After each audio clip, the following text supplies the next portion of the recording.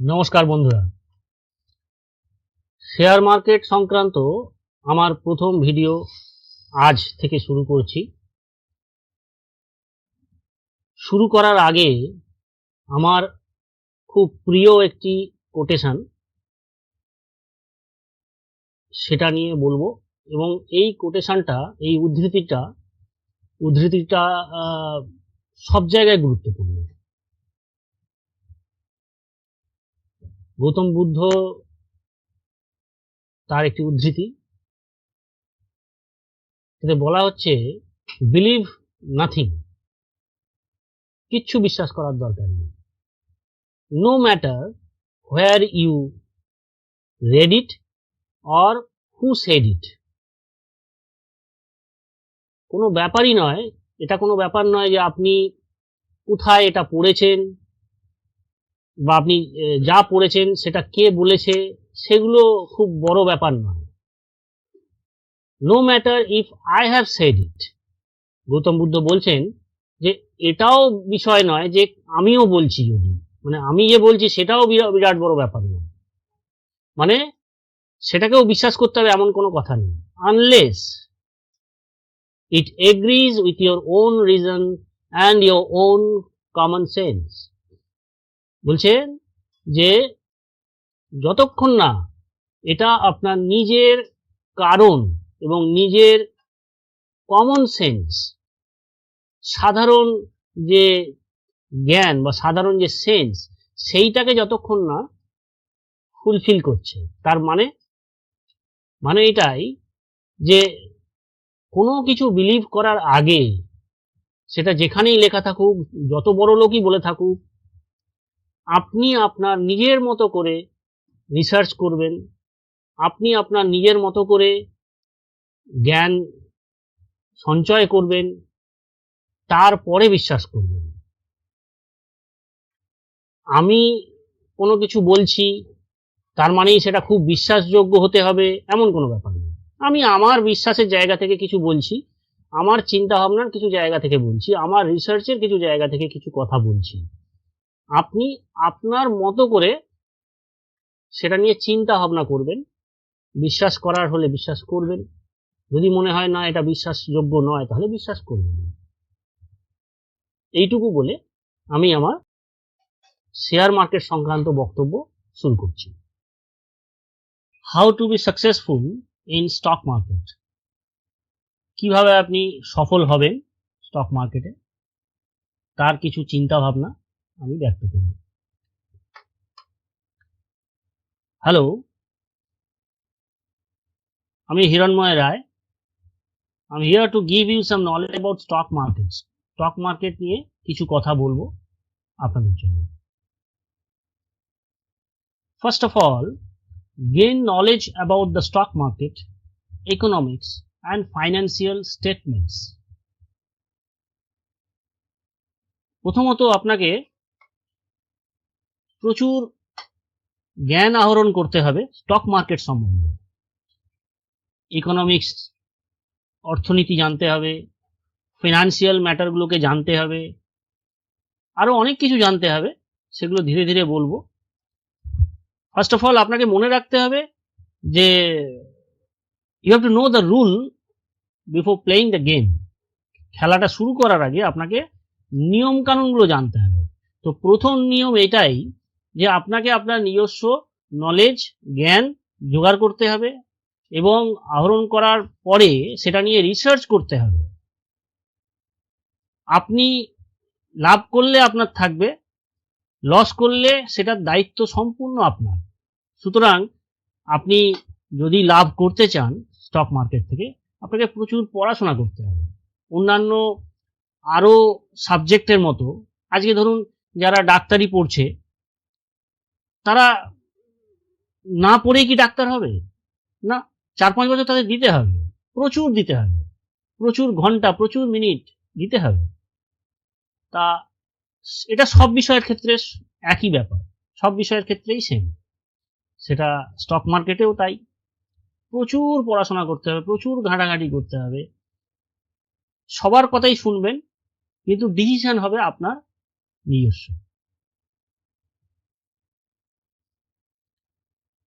Establish your investment goals, risk tolerance and time horizon. প্রথমত আপনাকে একটা গোল সেট করতে হবে।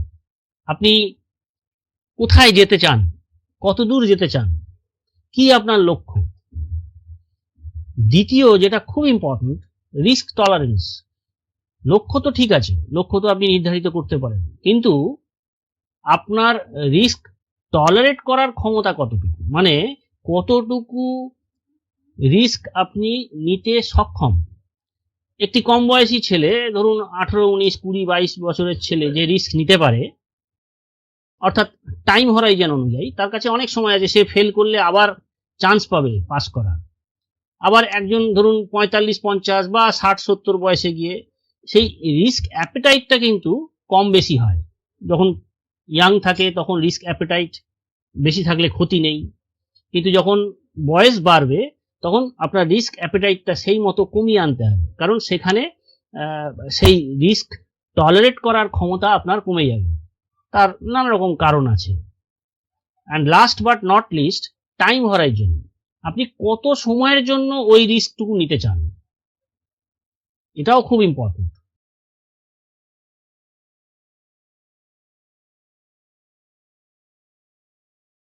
Next point is diverse your investment across different sector of industries to reduce risk.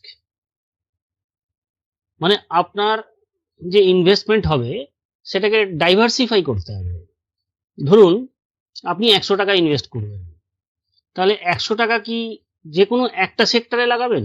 না, বিভিন্ন সেক্টরে। সেটা ধরুন ফার্মা সেক্টর হতে পারে, সেটা অটো সেক্টর হতে পারে, সেটা ব্যাংক সেক্টর হতে পারে, আইটি সেক্টর হতে পারে। বিভিন্ন সেক্টরে ডাইভার্সিফাই করলে আপনার রিস্কটা অটোমেটিক্যালি রিডিউসড হবে। তার কারণ ধরুন কোনো একটা সময় কোনো একটা পার্টিকুলার সেক্টর চললো না,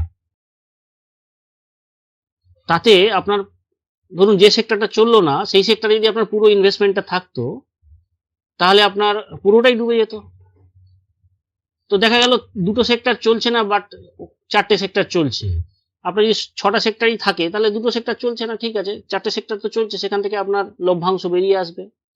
তো diversification is very much important, I mean it is very much needed. এই প্রসঙ্গে একটা মজার কথা বলি। ওয়ারেন বাফে, যিনি স্টক মার্কেটের গুরু বলে যাকে মানা হয়, তার একটা বক্তব্য আমি আজীবন মনে রাখার চেষ্টা করি এবং মেনে চলারও চেষ্টা করি জীবনে। উনি একটা কথা বলেছেন যে don't put all your eggs in one basket. ওই একই কথা, মানে ডাইভার্সিফাই করতে বলছে। মানে সব ডিম একটা ঝুড়িতে রাখলে যদি কোনো একটা ডিমে পছন্দ ধরে তাহলে পুরো সব ডিমগুলোই, বাকি ডিমগুলো বরবাদ হবে। তো এটা আমি আমার ব্যক্তিগত জীবনেও ইউজ করেছি। ধরুন আমি কোথাও ঘুরতে যাচ্ছি, তো আমি আমার টাকাটাকে 3-4 ভাগ করতাম করে 3-4টে পকেটে রাখতাম। যদি কোনো একটা পকেট থেকে কেউ টাকা তুলে নেয়, মানে পকেট মার যদি পকেট মেরে দেয়, তাহলেও আমি বাকি টাকাগুলোর দ্বারা মানে বাড়িতে ঠিকঠাক পৌঁছে যেতে পারবো বা আমার গন্তব্যস্থানে ঠিকঠাক পৌঁছতে পারবো। সুতরাং ডাইভার্সিফিকেশন খুব ইম্পর্টেন্ট একটা কথা। Next, don't make hasty decisions based on short-term market fluctuations. Invest for the long term. মানে তাড়াহুড়ো করে কোনো সিদ্ধান্ত নেবেন না।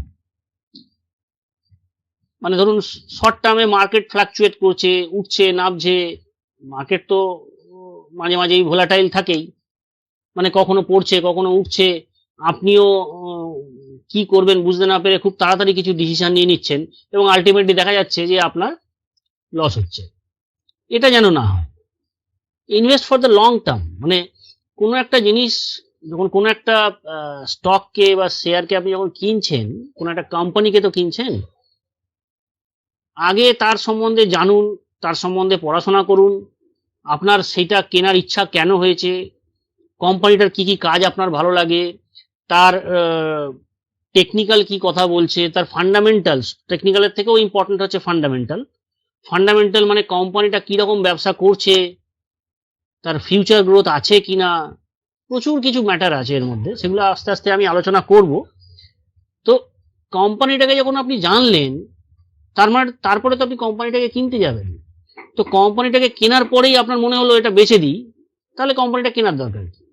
আপনি তো কোম্পানিটার যে গ্রোথ হবে তার সঙ্গে আপনার গ্রোথ হবে, এই জন্যই তো আপনি কিনেছেন।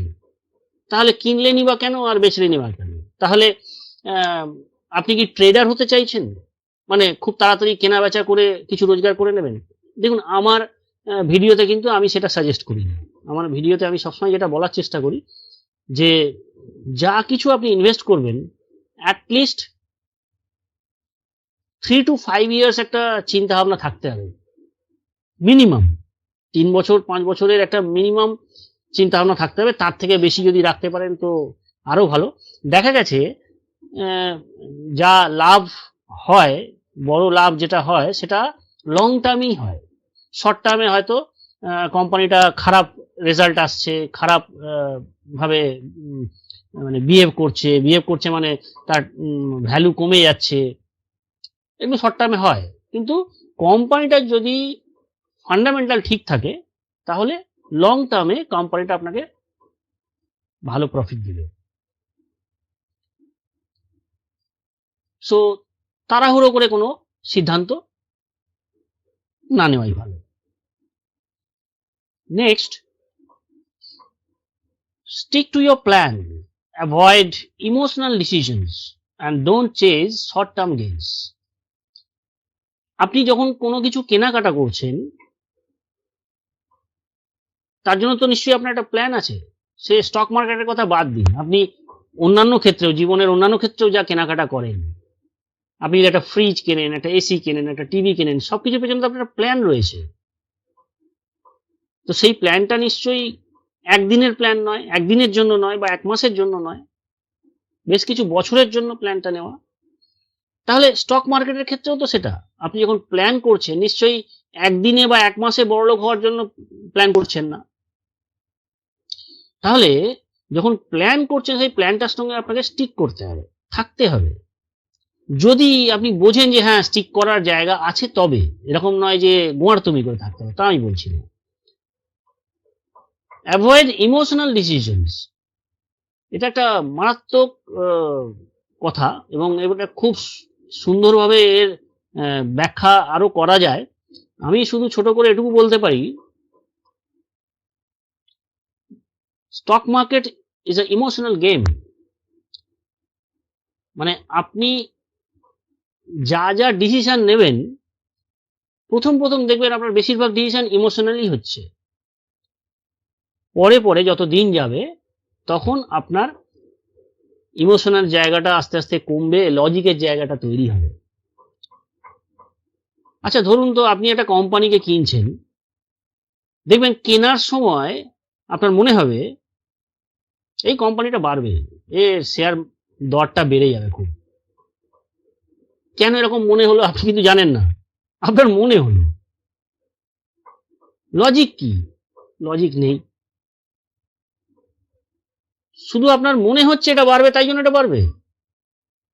সুতরাং এই জায়গাগুলোকে আমি বলতে চাইছি যে আমরা যা ডিসিশন নেব, এবং বেশিরভাগ ক্ষেত্রেই প্রথম এগুলো ঘটে, আমার সঙ্গেও ঘটেছে, তাই বলতে পারছি আপনাদের এই জিনিসগুলো আরো সুচারুরূপে বলতে পারছি। তার কারণে ইমোশনাল ডিসিশনগুলো আসবে। আপনি যদি আপনার লজিকের ওপরে স্টিক করে থাকেন তাহলে লসটা কম হবে বা হবে না। And finally, don't chase short term gains, যেটা আমি বারবার বলছি যে শর্ট টার্ম একটা গেইন হচ্ছে, হয়তো আপনার ইচ্ছা হলে আপনি নিতে পারেন শর্ট টার্ম গেইন, কিন্তু যদি আপনার মনে হয় যে এটা আরো বড় গেইন আমায় দিতে পারে ভবিষ্যতে, তাহলে আমি শর্ট টার্ম গেইনে যাবো কেন? মানে আপনি কি প্ল্যান করছেন সেটা খুব জরুরি এখানে, যে আপনি এটা যে স্টকটা কিনেছেন সেটা শর্ট টার্মে কিছু রোজগার করে নিতে চাইছেন। যদি উত্তর হয় হ্যাঁ, তাহলে আপনার ঠিকই আছে, আপনি শর্ট টার্ম গেইন করে বেরিয়ে গেলেন। কিন্তু যদি আপনি প্ল্যান করেন এটাকে, আপনি মানে এই স্টকটাকে আপনি ফিউচারের জন্য রাখছেন, আপনার জন্য, আপনার ফ্যামিলির জন্য, আপনার পরিবারের কোনো সদস্যের জন্য, সন্তানের জন্য, তাহলে শর্ট টার্ম গেইনটাকে আপনাকে অ্যাভয়েড করতে হবে, তবেই তো বড় গেইনটা আসবে ভবিষ্যতে। তো এই হলো জায়গাটা। এবং নেক্সট হচ্ছে monitor your investment, stay up to date with the performance of your stocks and adjust your portfolio if necessary. আপনাকে আপনার ইনভেস্টমেন্টটার উপর মনিটর করতে হবে। মনিটর করার মানে এই নয় যে আপনি কেনা বেচা করবেন। মনিটর করার মানে হচ্ছে আপনি তার বিহেভিয়ারটাকে দেখবেন। এখানে আপনাকে আপ টু ডেট থাকতে হবে। আপ টু ডেট মানে পারফরমেন্স। কোম্পানির যে স্টকটা আপনি কিনেছেন, যে শেয়ারটা আপনি কিনেছেন, তার পারফরমেন্সটা কি বলছে, পারফরমেন্স ঠিক আছে কিনা, সেটা আপনি নানা রকম নিউজ থেকে জানতে পারবেন, কোম্পানির আপনার যে ব্যালেন্স শিট আছে সেখান থেকে জানতে পারবেন। এবার যদি মনে হয় যে না এটা ঠিকঠাক পারফরমেন্স দেখাচ্ছে না, তখন আপনাকে আপনার পোর্টফোলিওটাকে চেঞ্জ করতে হবে। মানে পোর্টফোলিও যে স্টক আছে সেটা কিছু নতুন স্টক নিতে হবে, কিছু পুরনো স্টককে বাদ দিতে হবে ইফ নেসেসারি, যদি দরকার হয়, মানে যদি কোম্পানির পারফরমেন্স আপনার ভালো না লাগে তবে। মানে अगेन সেই প্রথম দিকে যে স্লাইডটাতে আমি যে বক্তব্য রাখছিলাম যে পড়াশোনা, এটা কিন্তু খুব জরুরি।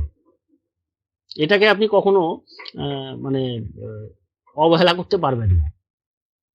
যদি অবহেলা করেন তাহলে স্টক মার্কেট কিন্তু আপনাকে তার জন্য দণ্ড দেবে মানে আপনার লস হবে। তো নেক্সট স্লাইডে যাই। Last but not least, consult your own financial adviser. আপনার নিজের যে ফাইন্যান্স অ্যাডভাইজার আছেন তার সঙ্গে অবশ্যই কথা বলুন, কারণ হতে পারে উনি আপনার থেকে এক্সপার্ট, হতে পারে, কেন হবেই। তো সেখানে একজন ফাইন্যান্সিয়াল অ্যাডভাইজারকে কনসাল্ট করা দরকার। আজ এতটুকুই, নমস্কার।